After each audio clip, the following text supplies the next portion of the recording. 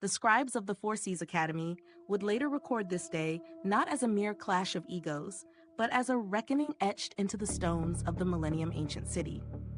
In Cap Martial God Asura, chapter 735-736, Wang Long's pride flares against a tide of obedience, while Lan Xi's voice slices through the jeering crowd, a lone beacon of reason. Yet before the ink could dry on their defiance, Chu Feng emerges, bearing the emblem of Taikou, the living terror whose wrath is both law and legend. Kneeling, hesitation, and fear ripple through those who thought themselves untouchable, and as the badge glints coldly in Chu Feng's hand, a question hangs in the air. Which hearts will bend, and which will shatter beneath the shadow of authority yet unseen? In the heart of the Four Seas Academy, tension thickened like a storm about to break. A harsh chorus of voices rang out, laced with mockery and venom. So you think you can act without consequence, hiding behind an outsider's strength? Several disciples sneered, each eager to curry favor with Wang Long. They lingered in the shadows of opportunity, either to please him or to escape his wrath. Lan Xi's gaze swept across the scene, eyes sharp and unflinching. Her voice, calm yet resonant, cut through the rising clamor. Wang Long, we are from the same academy. As seniors, it is our duty to guide, not to strike in anger over mere trifles. Her words carried authority and care, forcing a momentary silence among those who had been jeering at Jiang Wushang. No one dared defy both Wang Long and her at once. Wang Long's eyes glimmered with a mixture of irritation and secret delight. I teach only the rules, he said, voice edged with pride. Jiang Wushang does not understand them. What harm is there in correcting him? Yet beneath the bravado, his mind lingered on Lan Xi, her boldness, her defiance. A dark thrill stirred within him, for even opposition from the one he desired only sharpened the intensity of his feelings. Lan Xi stood firm, constrained by academy law yet unshaken in her dignity. Meanwhile, Wang Yu, anxious to maintain the hierarchy, barked at Jiang Wushang. Why do you stand idle? Pay your respects to my brother. Resigned to the rules, Jiang Wushang stepped forward, bowing deeply. I greet Senior Wang Long, he muttered. A triumphant laughter rose from Wang Long, echoing through the courtyard. Remember this day. From now on, whenever you meet me, respect is owed. These are the rules. His smugness radiated like the sun in a cloudless sky, arrogant and absolute. Before the tension could escalate further, a new presence broke through the courtyard gates. A quartet emerging from the palace with measured grace. At the center strode Chu Feng, flanked by Suru and Sumei, with Zhang Tianyi at the rear. Gasps of recognition rippled through the gathered disciples. Chu Feng's return was unexpected, and the fear he inspired was immediate. Memories of Taikou's brutal justice yesterday haunted them. Even Qinyu, a disciple of high standing, had not escaped the wrath of the mighty. If Chu Feng had returned, what fates awaited them now? Whispers flew among the students. Senior Wang Long is here, surely we need not fear. Yet their reassurance faltered, for none had forgotten Taikou's merciless hand. Even Wang Long, so fierce and unyielding, felt a chill at the sight of Chu Feng. Without a word, he swept his sleeve in a silent snort and prepared to leave. Stop! Chu Feng's voice shattered the murmurs like lightning. Wang Long paused, disdain flickering across his features. What is it? He demanded. Chu Feng's expression remained untroubled, yet his voice cut sharp as steel. Did you not hear? You spoke of rules. I will teach you the rules now. His hand revealed a gleaming badge, the symbol of Taikou's absolute authority. The courtyard fell into a heavy silence. That emblem had spelled doom for Qinyu, and now its presence invoked the same primal fear. Chu Feng's eyes narrowed, radiating icy authority. Those who see this badge must act as if facing Senior Taikou himself. Kneel and bow, or face consequences beyond imagining. A deathly chill swept over Lu Zhenbiao and his companions. Without hesitation, the three disciples dropped to their knees, hearts pounding with dread. Wang Long and Wang Yue, however, remained defiant. Fear of Taikou stirred in their blood, yet pride and the insolence of status chained them from kneeling before an outsider. Chu Feng's lips curved in a faint, unreadable smile as he toyed with the badge. His gaze turned hard. Senior Taikou will remain in the academy for days.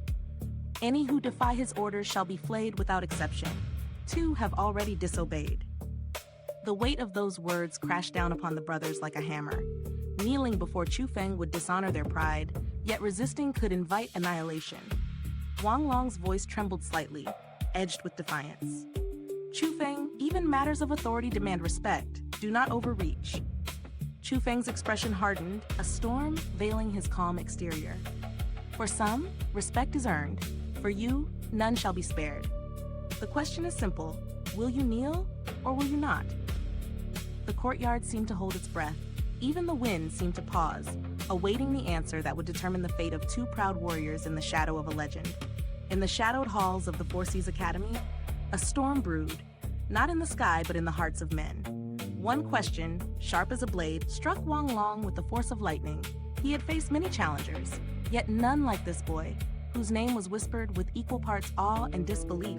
Chu Feng. The youth stood there, calm, unwavering, as if the world's perils were but gentle ripples upon a still lake.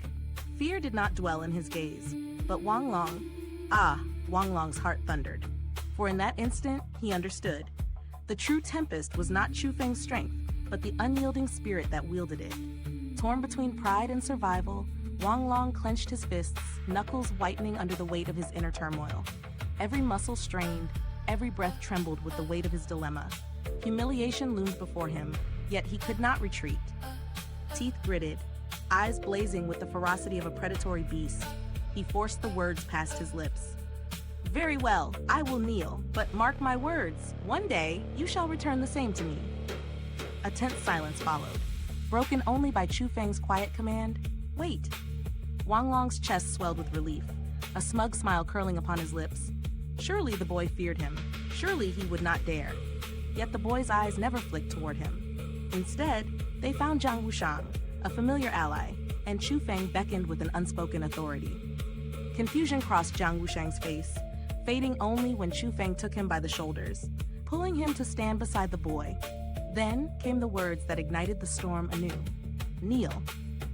Chu Feng's voice was soft, yet it cut through the tension like a sharpened sword. Wang Long's fury erupted. His chest heaved, lungs straining against the searing anger that threatened to consume him. How could this child, this mere boy, command him so? Not only did Chu Feng demand his submission, but he insisted Wang Long kneel to Jiang Wushang as well. You may refuse, Chu Feng added, a faint, knowing smile upon his lips, for I do not compel the unwilling. But know this, refusal comes with consequences. Rage mingled with grudging obedience. Wang Long's teeth clenched, yet with a final exhale of pride, he lowered himself in a half-kneel. His elder brother Wang Yue, seeing him yield, followed suit. The air thrummed with quiet satisfaction as Chu Feng nodded, a subtle triumph gleaming in his gaze. Brother Wushang, he murmured, remember this. In the halls of the Four Seas Academy, should anyone force you to bow or kneel, it shall be them who bend before you. His gaze flicked once more to Wang Long, words heavy with intent. The boy had made it clear. Those who demanded respect from Jiang Wushang would see it return tenfold. Wang Long's eyes narrowed, understanding fully the chains now forged between them. A cold snort, and he vanished, pride shattered, vengeance smoldering in his heart. Liu Zhenbiao and the others departed swiftly, their faces pale with newfound wariness. Even absent Taikou, Chu Feng's presence commanded obedience, bending the arrogant Wang Long to his will. None could ignore the depth of his resolve. Murmurs of caution trailed them as they vanished from the courtyard, leaving Chu Feng's calm authority undisturbed. From the shadows, Lan Xi watched, her gaze sharp, appraising. Yet before she could step away, Chu Feng's voice reached her. Senior Lan Xi, wait. She turned, amusement curling her lips. You do not wish me to kneel as well, I presume? Chu Feng shook his head, a faint smile dancing at the corner of his mouth. I ask for nothing unwarranted. If none provoke me, none shall face me. But if injustice is done to those dear to me, I will return it without fail. Jiang Wushang is my brother. The friends who stand by me are more precious than life itself. Wang Long affronted him. I merely acted for his honor. Lan Xi's expression softened, respect lacing her eyes. Indeed, it was Wang Long in the wrong. Yet you possess courage beyond your years, daring to challenge him so openly. Are you not wary that he might, in his fury, seek to end you and your companions? Chu Feng's smile did not falter. That worry belongs to Wang Long, he replied, voice steady, unshaken, exuding a confidence that unsettled even her practiced eyes. Lan Xi regarded him, admiration glimmering, before she gracefully turned, ascending once more to the heights of the palace, her gaze sweeping the distant forest. Chu Feng watched her leave, noting silently that she was unlike the others, an ally in spirit, if not yet in action. Morning light filtered through the halls as Su-ro and Su-mei prepared breakfast, humble yet fragrant. Chu Feng's heart warmed at their thoughtfulness. Su-ro handed him a steaming portion of fierce beast meat, a gift intended for Lan Xi. He accepted it with a nod, touched by the kindness of the sisters who understood the intricacies of hearts and honor. With the prized meat in hand, Chu Feng ascended to Lan Xi's perch once more, offering it with respect and warmth. "Thank you," she said, accepting it with a shy bite, her grace unbroken, a quiet acknowledgement of the boy whose spirit refused to bow, yet extended honor where it was due.